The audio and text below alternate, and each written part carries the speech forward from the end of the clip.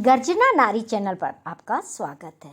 अगर आप भी थायराइड से परेशान है या मोटापा से परेशान है तो आज हम बाजरा और धनिया से बनाने वाले एक खास रेसिपी जो खाने के साथ साथ आपका दवा का काम भी करेगी। तो देखिए, ये साफ सा हरा धनिया ले लिया है। बहुत अच्छे से मैंने इस धनिए को धो लिया है, लेकिन ये डंठल जो आप देख रहे हैं ना, इसको मैं काटूंगी नहीं क्योंकि ये कच्चे भी है और ताज़ा भी है। ये इनका टेस्ट, हम जो भी कुछ रेसिपी बना रहे हैं उसमें बहुत अच्छा सा टेस्ट आएगा। तो 3 से 4 मिर्च ले लिए मैंने। ये थोड़ी सी अदरक को मैंने ग्रेट कर लिया है और ये लिया है मैंने बाजरे का आटा। और देखिए, बाजरे का आटा भी हमने मिट्टी के बर्तन में लेना है, क्योंकि जब मिट्टी के बर्तन में बाजरे के आटे को हम लगाते हैं ना तो वो बहुत अच्छा होता है। अब इसके अंदर मैंने नमक ऐड कर दिया आटे में। थोड़ी सी लिए मैंने अजवाइन, हाथ से क्रश करके मैं अजवाइन इसके अंदर ऐड कर देती हूँ। अब मुझे क्या करना है, नेक्स्ट काम करना है, बाजरे को हम साइड रख देते हैं, आटे को। अब देखिए, एक लिया है मैंने मिक्सी का जार और हाथ से ही मोटी मोटी तोड़ के ये जो 4 मिर्च लिए मैंने, ज़्यादा तेज नहीं है इसलिए मैंने 4 ले लिए। 4 मिर्च को तोड़ के मैंने इसमें डाल दिया है। और ये जो हमारा है धनिया, अधुला हुआ है, साफ़ है, इसको भी हम मोटा सा काट लेंगे और इसको भी हम मिक्सी के जार में ऐड कर देंगे। अब देखिएगा हम आगे का प्रोसेस क्या करते हैं, क्योंकि ये बहुत ही हेल्दी और टेस्टी होने वाला है। क्योंकि सर्दियों में अगर आप इसका सेवन करते हैं तो आप बहुत सारी बीमारियों से बच जाते हैं। अब देखिए, अदरक जो मैंने ग्रेट की थी वो भी मैंने इसमें ऐड कर दी है।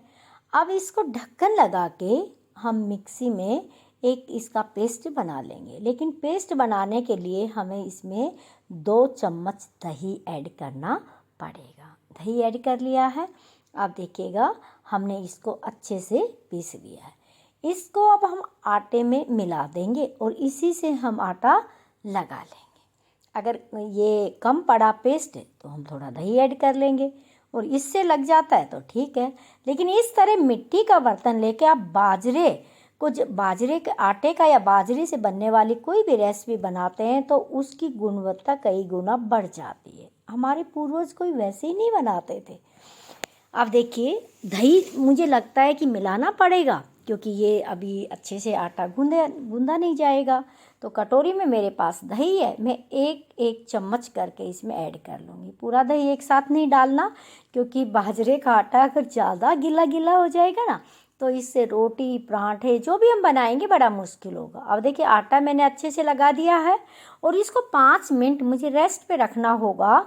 तो उसके लिए मैं ये करूँगी कि इसको अच्छे से दही में कवर करके, इसकी दही की कोटिंग करके मैं रखूँगी। और थोड़ा सा हो सके ना तो आप उंगलियों से इस आटे में लोच लगाइए। इससे ये होगा कि अब हाथ से रोटी बनाएंगे तो बहुत अच्छे से रोटी बन जाती है। और 5-10 मिनट जब आप मिट्टी के इसी बर्तन में आटे को रख देंगे ना तो देखिए, उसमें कहते मिट्टी में तो सारे तत्व होते हैं। मिट्टी में तो बहुत ज़्यादा गुणवत्ता होती है, वो हमारे शरीर को स्वस्थ रखती है। अब देखिए, मैंने थोड़ा सा ऊपर दही लगा दिया और इसको मैंने 5 से 7 मिनट तक ढक के रख दिया है। अगर आपके पास ज़्यादा टाइम हो तो कम से कम 10 मिनट ढक के रख दीजिएगा। फिर देखिएगा, आपके पराठे, रोटी जो भी बनाएंगे बहुत मस्त बनते हैं।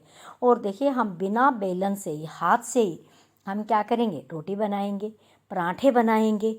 और वास्तव में ये देखिए, अब दही से आटा लगाया ना तो रोटी बहुत ज़्यादा सॉफ्ट बनेगी।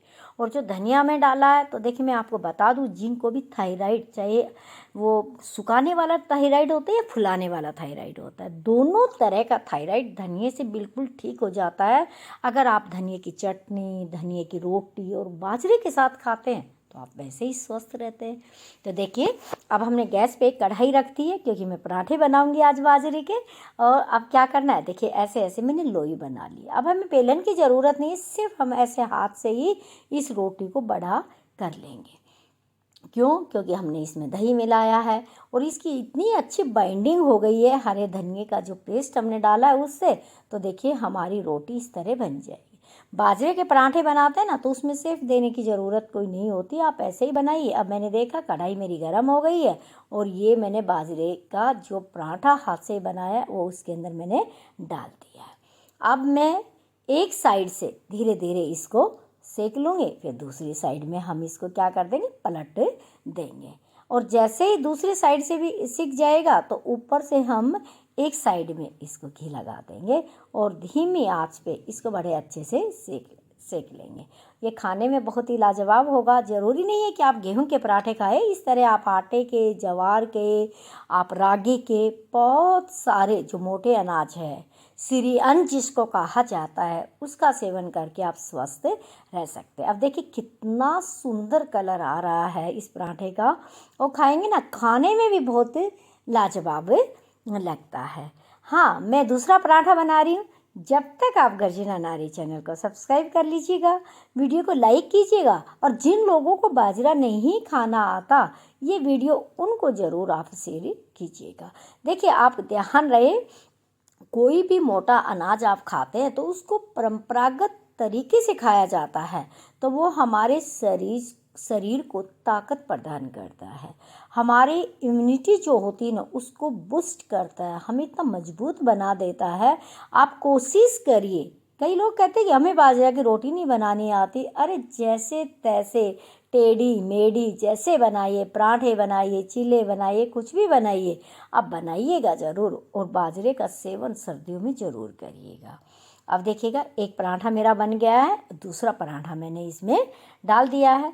एक पराठा जो बना है उसको मैं प्लेट में निकाल लिया, और एक कटोरी हमने ले लिए दही, क्योंकि भाई हम हरियाणा के लोग हैं, बहुत सारा हम दही खाते हैं और मक्खन भी बहुत सारा खाते हैं, तभी तो हरियाणा वालों की बात ही कुछ और होती है। देखिए, अब ये मैंने दही और मक्खन और ये पराठा, अरे एक पराठा और बन जाता है, एक थाली मेरी कंप्लीट हो जाएगी। क्योंकि हम लोग सुबह ही खाना खाते हैं, उसके बाद में हम शाम को खाते हैं, तो इसलिए सुबह की जो डाइट हमारी होती है ना, वो सॉलिड होती है, जिसमें दही भी, लस्सी भी, घी भी, चाहे बाजरा की रोटी, चाहे कहीं की जो भी हम खाते हैं वही चीज़ें खाते हैं। हाँ, आप ये कमेंट्स करके मुझे ज़रूर बताइएगा कि आप सर्दियों में बाजरा की रोटी खाते हैं या नहीं खाते, आप किस तरीके से बनाते हैं। तो देखिए, हम तरह तरह की रेसिपी सर्दियों में बाजरे की आप लोगों के साथ शेयर करेंगे।